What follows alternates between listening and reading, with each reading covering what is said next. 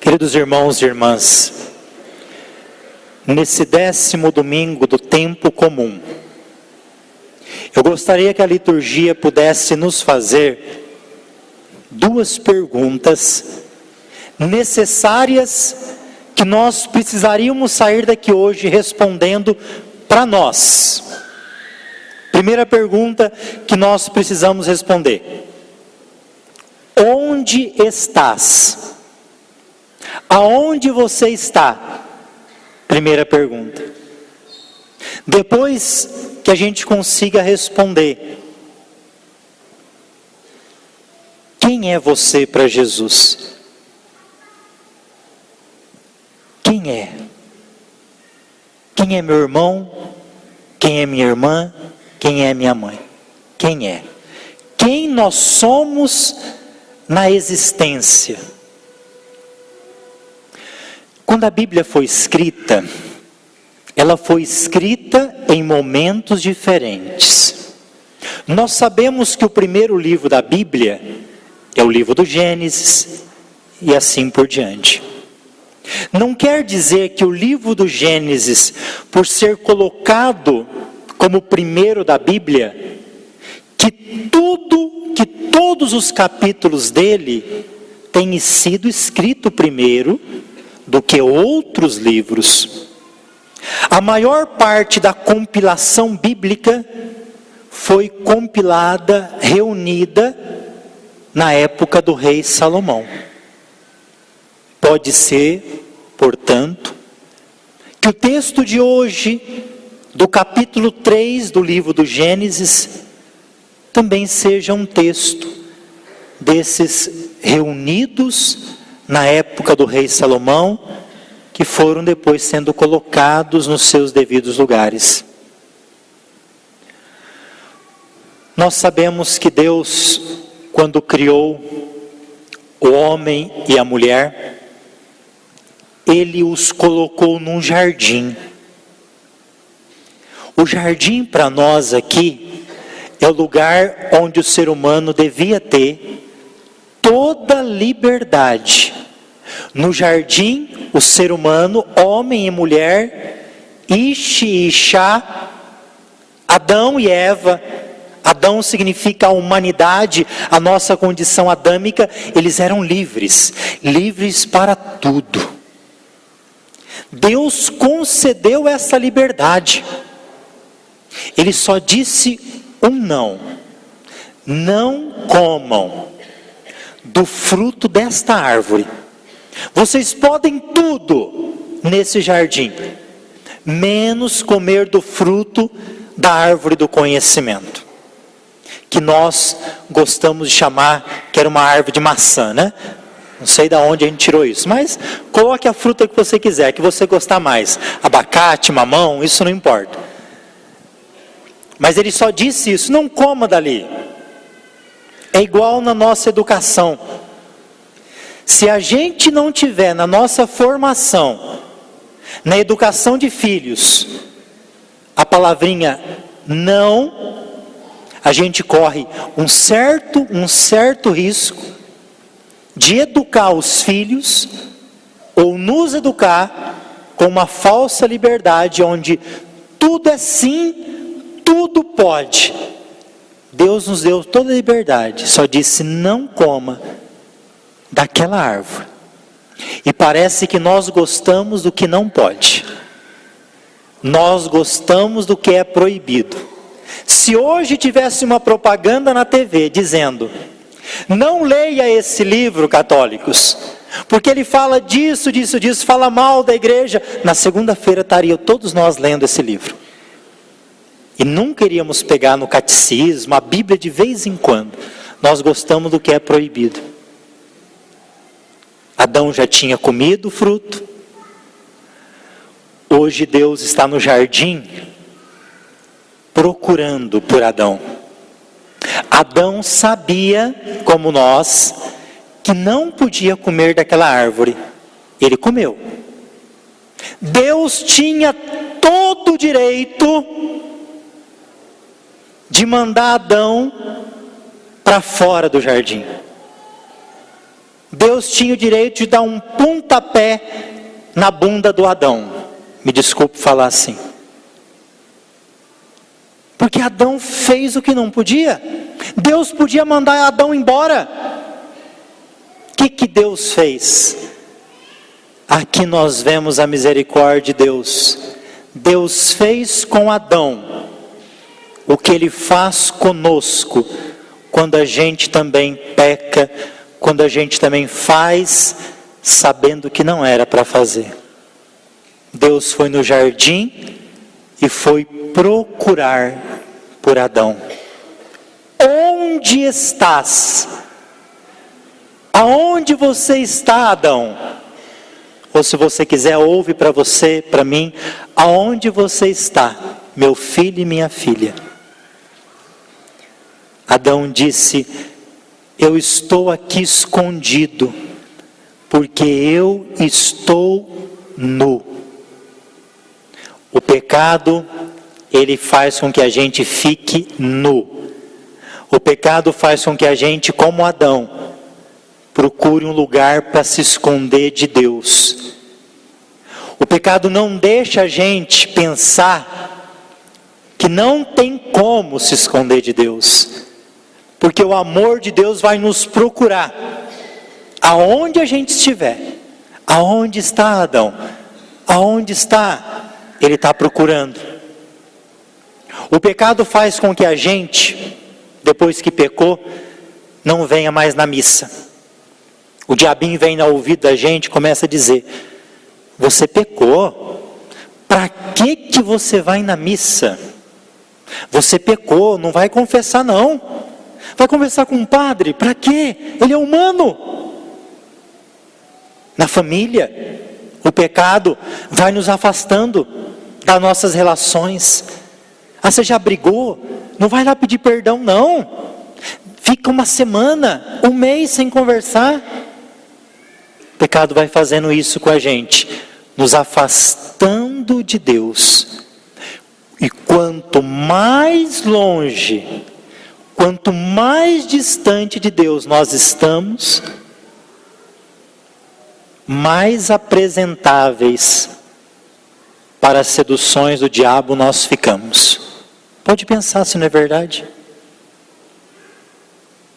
E aí Adão faz outra coisa que nós somos doutores em fazer. Não sei se nós aprendemos com Adão, mas isso nós temos faculdade de doutorado. Adão, por que você comeu o fruto? Não, Senhor, não foi bem assim. Foi a mulher que me deu. E pior, Adão fala assim: foi a mulher que o Senhor me deu. É igual o marido quando está brigado com a mulher: foi o Senhor que me deu essa bendita. Ou ele: o Senhor que me deu essa mulher. É como se a gente não tivesse nenhuma liberdade para escolher. Adão está quase dizendo assim: olha, a Eva, que deve ser mais forte do que ele, pegou a maçã, pegou o fruto, colocou na minha boca, me obrigou a comer, fez eu mastigar e engolir. A gente vai confessar: padre, eu quero confessar o pecado da fofoca. Mas o senhor sabe, né? Que não sou eu que fofoquei, eu só fofoquei por causa daquela pessoa lá. Eu quero confessar porque eu briguei lá com meu marido, mas você sabe, né? Eu sou santa de auréola. Quem fez eu pecar foi o meu marido. Olha, você sabe, né? Eu fiz isso, deu uma espiadinha aqui, mas você sabe, né? Que não fui bem eu fui influenciado por isso. A gente vai justificando todo o nosso pecado. Quem se justifica pode não se encontrar com a misericórdia. A nossa verdade, o reconhecer os nossos erros e os nossos pecados, abre o coração misericordioso de Deus para nós. Não fique nesse círculo vicioso. Quem foi Adão? Foi a mulher. Mulher, quem foi? foi a serpente que me seduziu. E Deus vai dizer para a serpente, que simboliza o mal: de hoje em diante, você vai rastejar até o último dia da tua vida.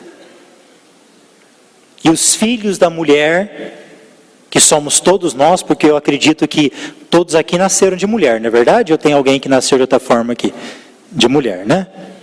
Então todos nós que nascemos de mulher, nós temos, mesmo no livro do Gênesis, uma prefiguração, que aquela mulher, Maria, tem o poder dado por Deus de pisar na cabeça da serpente e não deixar nunca que a serpente vença. O máximo que ela vai fazer é incomodar o nosso calcanhar, picar o nosso calcanhar, mas a Virgem Maria pisa a cabeça da serpente. Que a primeira leitura de hoje nos ajude a ter coragem de se apresentar diante de Deus com a vontade de mudar a nossa vida. O Evangelho de Marcos, que nós ouvimos hoje, nós estamos ainda no capítulo 3. Domingo passado nós ouvimos o início do capítulo 3. Jesus curou um homem que tinha a mão seca. Entre o homem da mão seca e o evangelho de hoje, tem um outro texto importante. Mais ou menos no versículo 15, 16, Jesus sobe numa alta montanha e ali ele institui os 12 apóstolos do evangelho de São Marcos. O demônio fica revoltado, porque Jesus institui um grupo que vai cuidar da igreja, que vai cuidar das coisas de Deus. Portanto, nós estamos aqui no norte, nós estamos na Galileia, e a notícia de Jesus chegou na capital, lá em Jerusalém.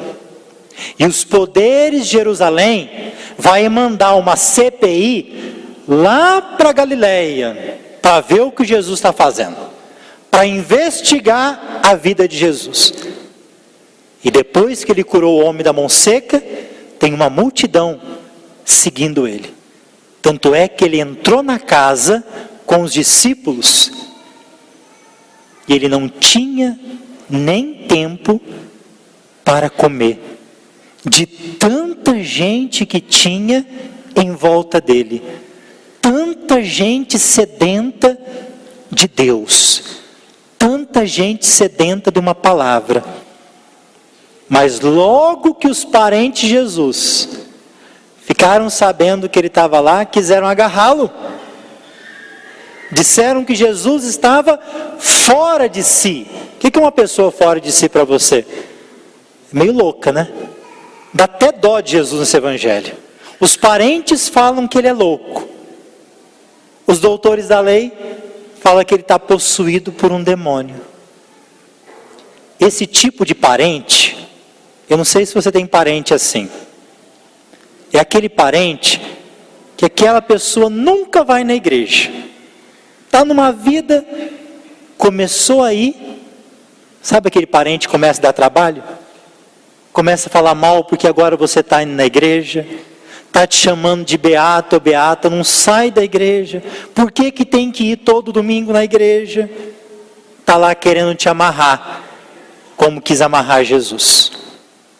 Aí vieram os mestres da lei. Quando a gente não entende coisas que são boas, que às vezes mexe com a gente porque não foi a gente que fez, a gente tem mania de ficar colocando o nome do demônio. Jesus estava curando, salvando, curou um homem com a mão seca, e os mestres da lei disseram: tudo isso que você está fazendo é por Beelzebu, o príncipe príncipe dos demônios que você está agindo assim. É uma blasfêmia. Dizer para Deus que as coisas boas que Ele está fazendo é obra do demônio. Os mestres da lei, meu irmão, minha irmã, eram as pessoas que conheciam a Bíblia, no caso a Torá, quase que de cor. Como na igreja também. Tem gente que conhece a Bíblia quase que de cor. Jesus está dizendo para nós, não basta conhecer a Bíblia de cor. A graça das graças é poder perceber essa palavra aqui.